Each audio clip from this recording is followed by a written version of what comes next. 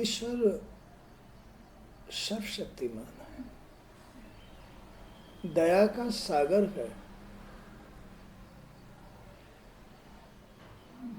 उन्होंने अपने आप को विस्तार में लाने के लिए, अपने आप को देखने के लिए, अपने आप से लीला करने के लिए इस संसार को रचा है।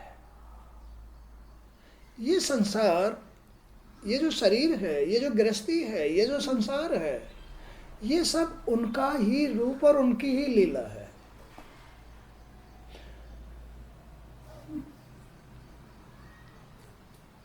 जरूरी है शरीर, इस संसार को, इस शरीर को, गृहस्थी को उनके ही रूप में रहना, सत में रहना। भगवान ये चाहते हैं कि तुम मेरा अंश हो, तुम मेरी संतान हो, तुम मेरे घर में रहते हो, मैंने तुमको पैदा किया है, तुम सत में रहो, जिससे मुझे बुराई ना मिले, जिससे मुझे मेरा नाम बदनाम ना हो, जिससे कि मेरा घर बर्बाद ना हो, जिससे मेरा बनाया हुआ ये संसार नष्ट ना हो। भगवान ये कहते हैं अपने परिवारजनों को, अपने वंशजों को, वो अपने इस संसार में नियम धर्म, संसार को चलाने की व्यवस्था चाहते हैं। शांत रहो, मन से शुद्ध रहो।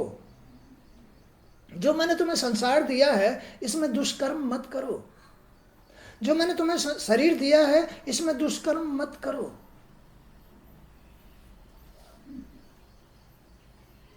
शांत रहो, मन से पवित्र रहो, विचारों से ऊंचे रहो, मेरी तरह रहो, मुझसे बाहर मत जाओ। मुझसे बाहर जाने का अर्थ है मुझे नाराज करना, इसलिए मुझे नाराज मत करो, इसलिए मुझे दुखी मत करो, इसलिए मुझे कष्ट मत दो। भगवान ये कहते हैं।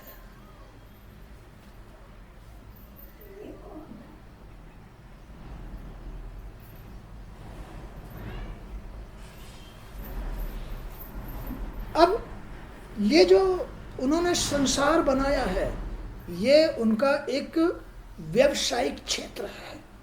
व्यावसायिक क्षेत्र, करो, खा लो, जी लो, करो, भरो, जैसी करनी वैसी भरनी। ये ऐसा व्यावसायिक क्षेत्र है, व्यापारियों का क्षेत्र है। हर आदमी एक व्यापारी है। अपनी गृहस्थी को, सबके साथ अपनी अपनी गृहस्थी लगी हुई है, चाहे स्त्री है, चाहे पुरुष है, चाहे माँ बाप है, चाहे बेटा है, चाहे कोई भी है, सबको गृहस्थी बना दिया है।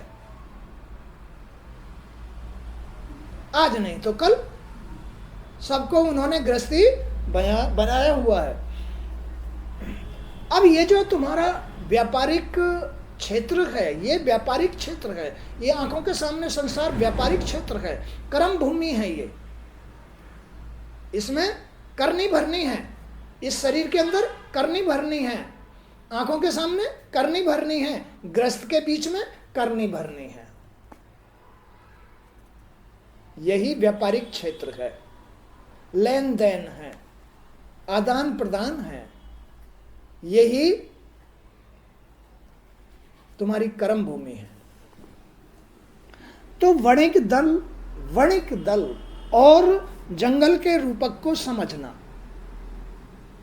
वणिक दल, वणिक माने जो तुम्हारे कर्म में या तुम्हारे पेट भरने के लिए कमाने में जो क्रिया हो रही है, कहाँ से हो रही है, कैसे हो रही है, उसको समझ लो। ये क्रिया कैसे कैसे हो रही है, क्यों हार जाते हो, क्यों हिम्मत टूट जाती है, क्यों रोने लगते हो, क्यों आपस में झगड़ा होना शुरू हो जाता है, क्यों भगवान को भूल जाते हो। ये वणिक क्षेत्र है, तुम्हारा क्षेत्र है, तुम्हारी इंद्रियों के, तुम्हारे शरीर के, तुम्हारे मन के बीच में क्रिया का रहस्य है। इसको समझना जरूरी है। देह अभिमानी पुरुष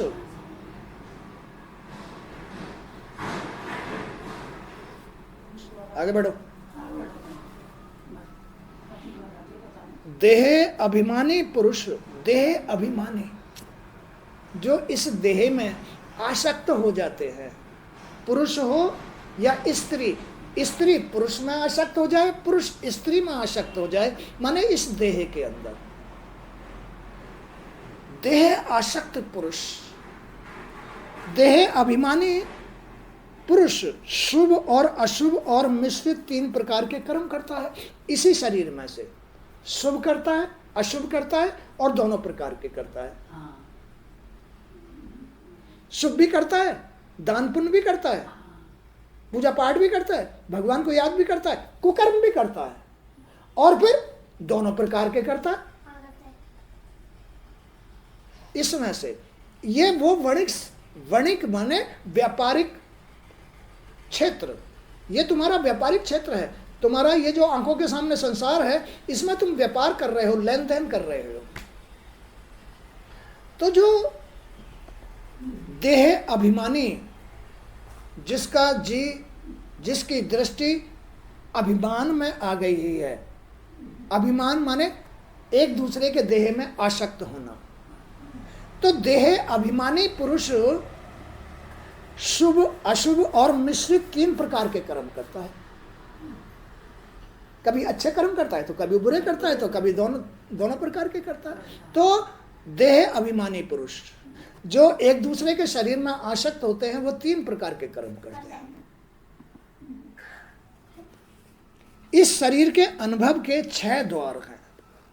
इस शरीर के अनुभव के 6 द्वार है।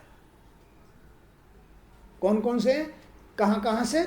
2 आंख, 2 कान, 2 नाक, 1 मुंह और 1 मन, ये 6 द्वार हैं।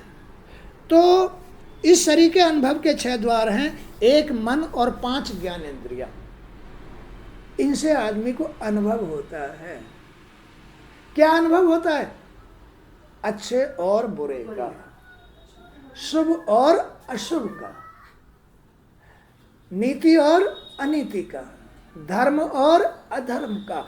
इन 6 शक्तियों से, ये शक्तियां हैं, इस शरीर की 6 शक्तियां हैं जो अनुभव कराती हैं अच्छा बुरा। इन्हें ही 6 डाकू कहा गया है। ये चोर है, ये तुम्हारे शत्रु है, ये तुम्हारे बैरी है। देह अभिमानी के, जो देह अभिमानी लोग होते हैं ना, उनके ये ही 6 शत्रु होते हैं, मन और 5 ज्ञानेंद्रिय।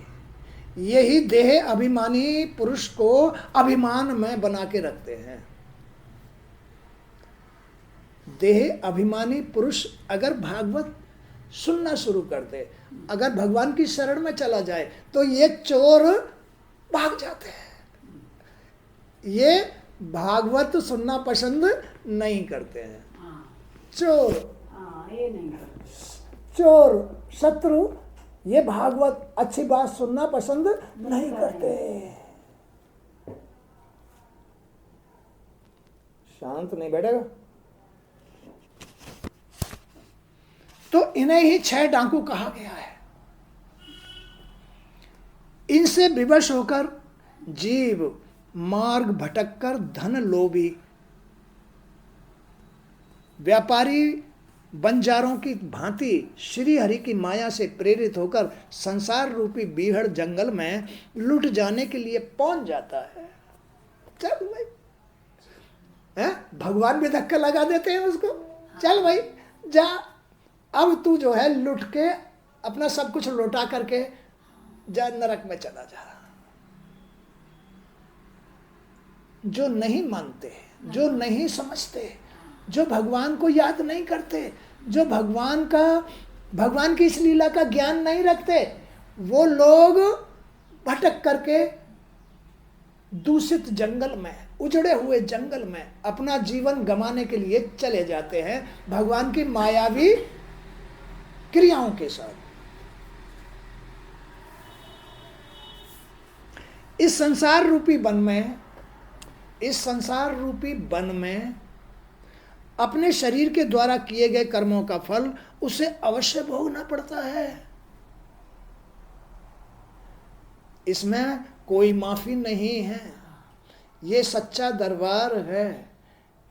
इसमें जो भी बाल बराबर भी कर्म करोगे, ना भी करो, अंदर से भावना भी बना लोगे किसी के प्रति, या मायावी भावना बना लोगे, या मायावी क्रिया या मायावी शब्द निकाल दोगे, उसका भी फल भोगना पड़ेगा।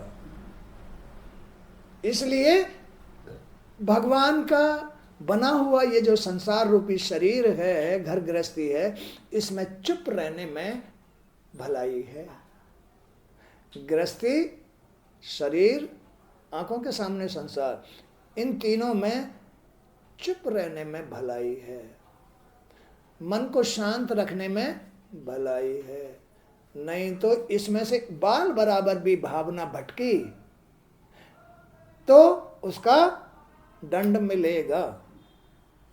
ये बात यहां समझाई गई है, क्योंकि ये सच्चा दरबार है, ये भगवान का रूप है, ये भगवान का बनाया हुआ संसार है। इसमें वो स्वयं बैठे हुए हैं। इसके चलने के ऊपर निर्भर करता है, इसके रहने के ऊपर निर्भर करता है, इसकी क्रियाओं पर निर्भर करता है कि इसने क्या किया है। वो छपा हुआ है, कैसा परिवर्तन ले रखा है, नाटक करता है, ड्रामा करता है, या मतलब झूठ बोलता है, छल करता है, या सांसारिक विषय वासनाओं में लिप्त रहता है, सब वर्तमान में लिखा जा रहा है। साथ के साथ दंड मिलता है। कुछ कर्म ऐसे होते हैं जो समय आने पर मिलते हैं, जिनका दंड समय आने पर मिलता है, नहीं तो साथ के साथ दंड मिलता चला जाता है।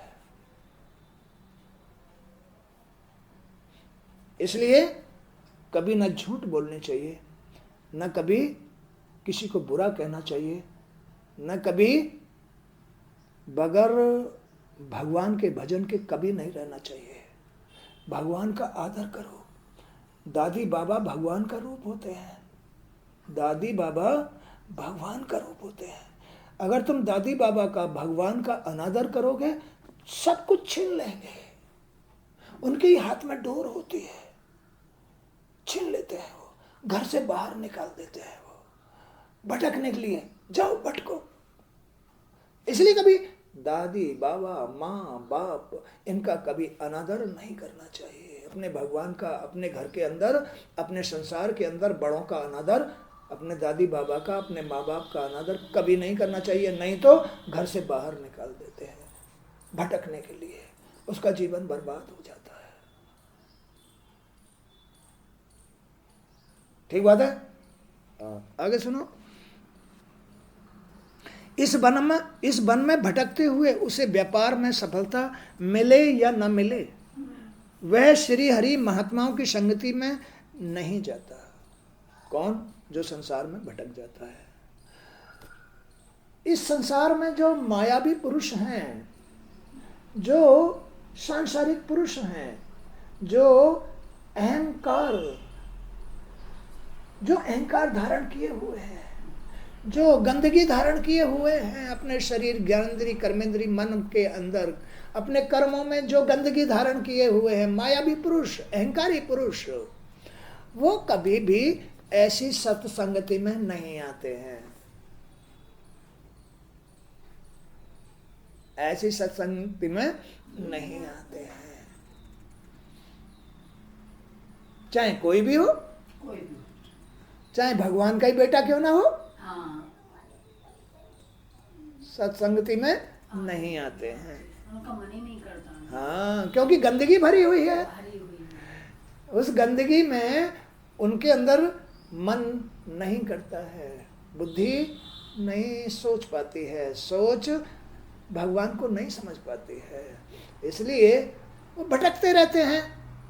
कभी रोगों में, कभी दोषों में, कभी हानियों में, कभी कैसे ही भटकते रहते हैं, गंदगी में भटकते रहते हैं। इसी से उसे, ऐसे आदमी को अनेक दुख उठाने पड़ते हैं। जो भगवान की, भक्तों की, साधु संतों की अच्छी बातें नहीं सुनते, उनकी सेवा नहीं कर पाते, तो उन्हें इस संसार में अनेक दुख उठाने ही पड़ते हैं। ये भागवत, गुरुओं के दर्शन, गुरुओं की वाणी, साधु संतों के उपदेश और इनकी सेवा, माँ बाप की सेवा, भगवान की सेवा बड़ी सुखदायी है, संसार के कष्टों को मिटाने वाली है, पाप दोषों को मिटाने वाली है। ये माँ बाप की, बड़ों की, भगवान की, साधु संतों की, गुरुओं की सेवा उसे संसार के कष्टों से, पापों से, तापों से मिटाने वाली है। मुझको कहाँ ढूंढे बंदे, मैं तो तेरे पास में। मुझको कहाँ ढूंढता है तू? अरे ना मैं मंदिर में, ना मस्जिद में, ना काबे में, ना क्वारे में, मैं कहीं नहीं हूँ, मैं तो तेरे अंदर हूँ। समझ ले तू, अगर समझ सकता है तो समझ ले। मेरा ही स्वरूप है ये, इस स्वरूप में तू अच्छा बन के रहे, अच्छा परिवर्तन लेके रहे, मन को शांत रख, इन ज्ञानेंद्रियों को शुद्ध रख। बस तू मुझे कहाँ ढूंढेगा, मैं तो तेरे ही सामने आ जाऊंगा, तुझे दर्शन दे दूंगा, तुझे इनसे अनुभव कराऊंगा अपना कि मैं तेरे ही अंदर हूँ। मैं तुझे इतना सुख दूंगा, कहीं से कोई कष्ट नहीं आने दूंगा, कोई दुख नहीं आने दूंगा, कोई रोग नहीं आने दूंगा, कोई हानि नहीं आने दूंगा, कोई परेशानी नहीं आने दूंगा। ये मेरा अनुभव है। कहाँ से कराऊंगा? ज्ञानेंद्रियों से, तेरी मन से सारा अनुभव करा दूंगा। यदि मनुष्य अपने कर्मों द्वारा कमाए हुए धन में से कुछ का उपयोग धर्म कर्म में करे तो यह भगवान की ही आराधना मानी जाती है है ना। हाथ से तो अब भगवान हालांकि किसी के न धन के भूखे, न संपत्ति के भूखे, न कुछ किसी बात के भूखे, वो किसी के धन संपत्ति के भूखे नहीं है, भाव के भूखे हैं। लेकिन फिर भी भगवान की सेवा में कहीं भी हाथ को पीछे नहीं खींचना चाहिए। भगवान वो तो देखते हैं कि तेरा मन भाव कैसा चल रहा है। हर वक्त अगर तुम्हारा मन भाव पवित्र है, भगवान से प्रेम है, श्रद्धा है, तो सब कुछ लुटाने के लिए तैयार हो जाओगे। सब कुछ, ये संसार उन्हीं का तो है, ले भगवान तेरा तुझको अर्पण, क्या लागे मेरा। भगवान तो है, भगवान के भक्त में कभी अभिमान नहीं होता, भगवान के भक्तों में कभी भी लोभ लालच नहीं होता, विकार नहीं होते, शत्रु नहीं होते भगवान के भक्तों में। वो क्योंकि भगवान से प्रेम करता है, भगवान उन पर दया रखते हैं, अपनी माया को दूर रखते हैं, अपनी माया को उनसे दूर रखते हैं। ये भगवान की कृपा है। भक्तों का बड़ा ध्यान रखते हैं, उन्हें अपनी माया से बचा के रखते हैं, परेशानियों से, विकारों से, उल्टे सीधे कुकर्मों से बचा के, उनके अंदर शत्रु नहीं आने देते हैं। कौन कौन से शत्रु? काम, क्रोध, लोभ, मोह, मद, इनको नहीं आने देते हैं भगवान।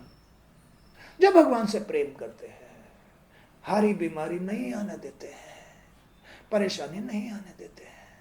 अरे भगवान की इस मानव जन्म में दर्शन, उनका अनुभव और अन्य जन्मों में नहीं होता है। ये जन्म बड़ा उत्तम है, हीरा जन्म है ये।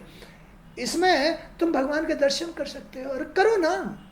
क्यों भटक रहे हो? क्यों इस भीड़ जंगल में पिट रहे हो? क्यों तप्त लुओं में भागे डोल रहे हो? जापे कृपा राम की हुई, तापे कृपा करे सब कोई। अरे अपने भगवान को अपने अंदर ही ढूंढ करके उनकी कृपा प्राप्त करो। अपने ज्ञानेंद्रियों को, अपनी कर्मेंद्रियों को वश में रखो, शुद्ध रखो, मन को पवित्र रखो। मन ही देवता, मन ही ईश्वर, मन से बड़ा न कोई। अरे मैं तो तेरे आऊंगा तो मन में आऊंगा, आऊंगा तो मन में आऊंगा। तुम मुझे अपने मन की जो जगह है ना उसे खाली करके दे, उसे पवित्र करके दे, उसमें श्रद्धा जगा ले। जब भी तेरा मन पवित्र हो जाएगा, शांत हो जाएगा, तभी मेरे प्रति श्रद्धा आ जाएगी। आ जाऊंगा मैं तो, मुझे आने में कितनी देर लगती है। कोई श्रद्धा से अगर भक्त उसे एक बार पुकारे तो सुन लेते हैं, वो तुरंत दौड़ के आ जाते हैं। ऐसे भगवान हैं, कहीं तुमसे दूर नहीं है, तुम्हारे घट में बैठे हैं, ढूंढ सके तो ढूंढ ले। यदि मनुष्य अपने कमाए हुए धन में से कुछ का उपयोग धर्म कर्म में करे तो यह भगवान की ही आराधना मानी जाती है। दान में लगाओ, पुण्य में लगाओ, किसी भूखे को भोजन कराओ, कहीं प्याऊ लगवाओ, कहीं भंडारा लगवाओ, कहीं जैसे जैसे जिसमें सामर्थ्य हो वैसा करो। तो अपने कमाए हुए धन में से भगवान की सेवा करना, ये भगवान की आराधना मानी जाती है। किंतु जिस मनुष्य का मन वश में नहीं होता, जिस मनुष्य का मन वश में नहीं होता, वो 10 पैसे भी कहीं पुण्य में नहीं लगाता। जिसका मन वश में नहीं है वो 10 पैसे भी पुण्य में नहीं लगाएगा। और मेरा है, मेरा है, मेरा है, ये मेरा है, मैं आ जाएगा। वह विवेकहीन पुरुष उस ढंग से केवल अपनी इंद्रियों की संतुष्टि के लिए ही कार्य करता है, अपनी इंद्रियों की संतुष्टि के लिए।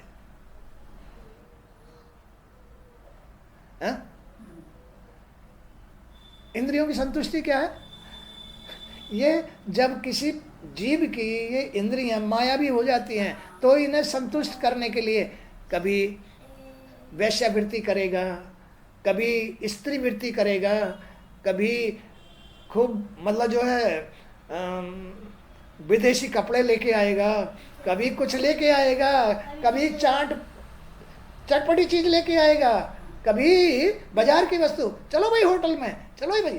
तो ये सब इंद्रियों की तृप्ति है, जिनका मन काबू नहीं होता है। वो वैश्यावृत्ति में अपने कमाए हुए धन को लगाते थे, लेकिन भगवान के नाम पर नहीं लगाते हैं।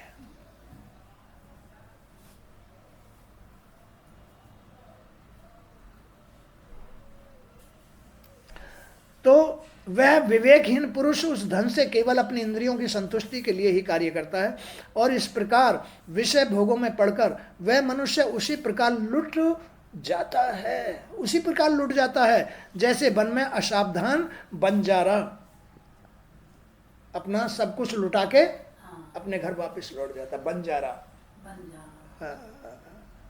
ऐसे ही आदमी चला जाए। ऐसे ही सब कुछ अपना जीवन का जो सार है, जो जीवन में सत्य है, सबको लुटा के भगवान की माया के चक्कर में फंस के, असावधान होकर के, बुद्धिहीन ज्ञानहीन होकर के अपने पूरे सत्य को लुटा करके चला जाता है।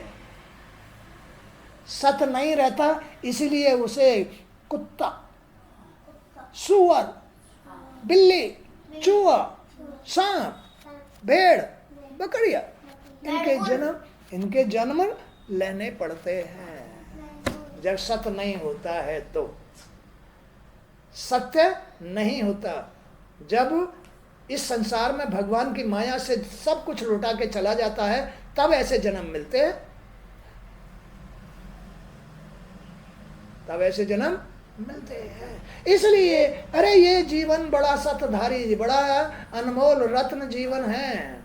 तुम्हारी माँ लक्ष्मी, अपनी माँ, मायावी माँ को माँ मत समझो, अपनी माँ को, असली माँ को तभी समझेगा, इस माँ को माँ तभी समझेगा जब सतधारी होगा। नहीं तो भूल भुलैया में मायावी माँ को ही माँ समझेगा। अज्ञानी आदमी इसको माँ नहीं समझ सकता, इसको कभी भी आदर सत्कार नहीं दे सकता। इसको आदर सत्कार तभी देगा जब सत्य में होगा।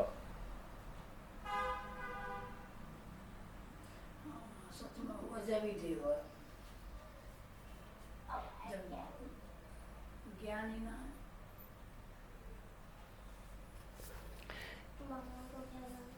यही नहीं, उस संसार रूपी वन में चोर डाकुओं के अतिरिक्त जो उसके कुटुंबी रूपी भेड़िए रहते हैं, जीव के परिवार में जो भेड़िया रूपी कुटुंबी जन रहते हैं, पापा आज तो ये लेके आना, पापा आज तो शर्ट लेके आना, आज तो गोलगप्पे लेके आना। हाँ, जैसे तुम चाटते रहते हो पापा को, चाटते रहते हो ना। तो ये भेड़िया रूप है, यही परिवार का भेड़िया रूप है। लेकिन किसका परिवार ऐसा होता है? जो असावधान होता है, जो मायावी सांसारिक होता है, विषय आसक्त होता है, उसका ही परिवार ऐसा होता है। और वो परिवार भेड़िए की तरह उसे नोचते रहते हैं। भेड़िए की तरह उसे नोचते रहते हैं। जहां सत होता है वहां तो ईश्वर मदद करता है, जहां माया होती है वहां ईश्वर मदद नहीं करता है, माया लूट लेती है। दो ही चीज है, भगवान और भगवान की माया, और एक उनका अंश। तो अंश भगवान का है, वो तो सतधारी होना चाहिए, लेकिन भगवान की माया उन्होंने माया बनाई इसलिए कि ये मेरा जो अंश है ये माया में लिप्त होगा या मेरा बन के रहेगा। सतधारी पुरुष की संतान, सतधारी पुरुष की संतान बाप की होती है, और मायावी पुरुष की जो संतान है वो मां की होती है। मायावी पुरुष की जो संतान है वो मां का पक्ष करेगी। वो मां, क्योंकि मां भी विकारी होती है, सांसारिक होती है, माया में होती है, और बच्चे भी सब माया में होते हैं, इसलिए दोनों की तालमेल खा जाती है। बाप सतधारी पुरुष की तालमेल नहीं खाएगी।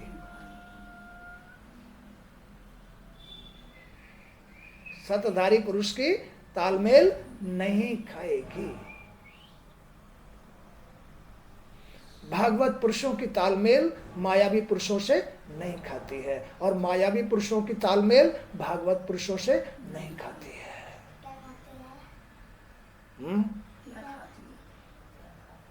खाती नहीं है, खाती नहीं, क्योंकि जो मायावी पुरुष होते हैं ना, वो सत्पुरुष को लूटने की कोशिश करते रहते हैं। लूट लो इसको, लूट लो, लूट लो, लूट लो, लूट लो, लूट लो, लूट लो, लूट लो, चाहे बाहर का हो चाहे अपने बच्चे हो। ये गलती बात है, बाप है ना है, वो माया है, वो माया है। उसने उसके मन में, उसकी सोच में भूल डाली हुई है। सत्पुरुष कभी कोई ऐसा कर्म नहीं करते हैं। नहीं करते। क्या हमें ला करते हो, हमें चाहिए, हमें खाने को दे, उसके अंदर ही जरूर इच्छा ही नहीं आती है, जरूरत ही नहीं बनती है उसके इच्छा अंदर। नहीं आती। तो वे भी अपने दुष्कर्मों से उसके धन को नष्ट कर डालते हैं। कौन? जो मायावी पुरुष होते हैं, उनकी संतान भेड़िए की तरह उसे लूटते रहते हैं और उसका सारा धन नष्ट कर देते हैं। गृहस्थ आश्रम तो मनुष्य की कर्म भूमि है। इसमें शुद्ध शुद्ध कर्म करके अपनी बच्चियों को प्रेम दो, प्यार दो, इनको कपड़े लाओ, इनको अच्छे अच्छे भोजन कराओ, इनकी पढ़ाई का ध्यान रखो, अपनी माँ का ध्यान रखो, अपनी स्त्री का ध्यान रखो, अपने घर की साफ सफाई का ध्यान रखो। कहीं कोई कमी आ रही है उसकी पूर्ति करो, कोई यार रिश्तेदार आ रहा है उसकी सारी व्यवस्था करो, कोई महात्मा आ रहा है, संत आ रहा है। तो ये कर्म भूमि है गृहस्थ। गृहस्थ कर्म भूमि है। तुम्हें बाहर जाने की जरूरत ही नहीं है। अपने गृहस्थ की पूर्ति के लिए ही तुम बाहर जाते हो काम करने के लिए। तो अपने गृहस्थ की पूर्ति सत कर्मों के द्वारा करो, मेहनत से। 20 की कमाई ला करके गृहस्थ में तो सब कुछ ठीक होगा, नहीं तो पाप छा जाएगा, अधर्म छा जाएगा। तो यहाँ इच्छाओं अथवा कामनाओं का जंगल कटीले झाड़ झंकाड़ के रूप में फैला रहता है। यहाँ इच्छाओं का, कहाँ? गृहस्थी में, मायावी लोगों की गृहस्थी में, अथवा कामनाओं का जंगल, कामनाओं की इच्छा, कटीले झाड़ झंकाड़, झूठ बोलना, सच बोलना, ये करना, वो करना, किसी को धोखा देना, किसी के साथ छल करना, कपट करना, ये झाड़ झंकाड़ हैं मायावी पुरुषों के घर गृहस्थी को चलाने के। ये सब के अंदर बसे रहते हैं। गृहस्थ आश्रम में आसक्त व्यक्तियों को कामनाओं के ये कटीले झाड़ झंकार घायल कर देते हैं। गृहस्थियों को झूठ बोलना, छल करना, बेईमानी करना, ये सब कुछ ये ही इनकी उत्पत्तियां होती हैं। लड़ाई झगड़े होते हैं, कोर्ट कचहरी होती है, पागल हो जाते हैं, हानि हो जाती है, कर्मों का रिजल्ट बनता है। ये आदमी को, गृहस्थी को पागल बना देते हैं। गृहस्थ आश्रम में आसक्त व्यक्तियों को कामनाओं के कटीले झाड़ झंकार घायल कर देते हैं और मक्खी मच्छर उसके शरीर का सारा रक्त चूस चूस कर उन्हें खोखला और लहूलुहान कर देते हैं। इनके परिणाम, ऐसे कर्मों से बना हुआ भाग्य उसको लहूलुहान कर देता है, बदनाम कर देता है, बुरा बना देता है, भिखारी बना देता है, अज्ञानी बना देता है, क्या क्या बना देता है। एक कर्म, ग्रस्त के अंदर मायावी पुरुषों के इस प्रकार के कर्म उसको ऐसा बना देते हैं, खोखला कर देते हैं, भिखारी बना देते हैं। छल कपट ये ऐसे आती है। फिर भी वे कामनाओं के इस जंगल से निकलना नहीं चाहता है, फिर भी नहीं निकलना। अब तो वो भूल में आ गया, अब कहाँ से निकलेगा? अब कैसे निकलेगा? अब तो भूल में आ गया, अब भूल में वो नहीं निकल सकता। वे इस मृत्यु लोक को ही गंधर्व लोक समझते हैं। वे इसकी नश्वरता और असत्यता से पूरी तरह अनभिज्ञ रहते हैं। ऐसे मायावी पुरुष धन, स्त्री और पृथ्वी का लोग उन्हें मृग तृष्णा के समान भटकाता रहता है। किस किस का लोग? स्त्री का, धन का और अपने जमीन जायदाद का, संपत्ति का लोभ हिरण की तरह, मृग तृष्णा की तरह भटकाता रह रहा है, भटकाता रहता है और भगाता रहता है, स्थिर नहीं रहने देता, मन को स्थिर नहीं रहने देता। उन्हें पाने की लालसा कभी समाप्त नहीं होती है। धन को, स्त्री को, संपत्ति को पाने की लालसा मायावी पुरुष के मन से नहीं निकलती है। हर वक्त इसी लालसा में भटकता रहता है। कामनाओं की धूल और आंधी उनकी आंखों में इस प्रकार भर जाती है कि वे अपनी आंखों को खोलना ही नहीं चाहते, कहीं गुरुओं की शरण नहीं लेना चाहते, ज्ञान की बात नहीं सुनते, अपने आपे को जानना नहीं चाहते। तो वो अपनी आंख को नहीं, ये संसार की जो गंदी आंधी है, धूल भरी आंधी है, ये उनकी आंखों को ऐसे मीस देती है, फिर आंख खुलती नहीं है। उल्टे उन्हें मलने और लग जाता है, दुख उठाते हैं, मलने से और दुख उठाता है। तो ये इस तरह का खेल है, मायावी संसार है, भगवान की माया है, जीव की परीक्षा है। चलाने वाला, लीला करने वाला तुम्हारे अंदर तुम्हारा ईश्वर है।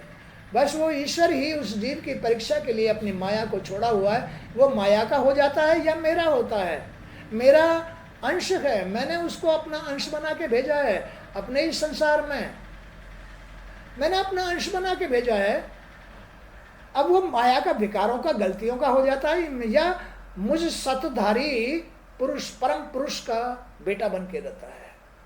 सतधारी परम पुरुष का बेटा बन के रहता है, या मायावी स्त्री का हो जाता है। तो उस जीव की परीक्षा है इस संसार में, उसके अनुसार उसको परिणाम भोगने पड़ते हैं। चाहे कुत्ता का जन्म, चाहे बिल्ली का जन्म, चाहे सुअर का जन्म, चाहे भैंस का जन्म, किसी का भी जन्म वो ले, अपने कर्मों के अनुसार लेता है। कोई भी दुख सुख उठाता है तो कर्मों के अनुसार। आज का सत्संग भी यहीं तक। जय श्री कृष्ण। गुरुदेव वासुदेव आपकी जय। त्रिलोकीनाथ आपकी जय।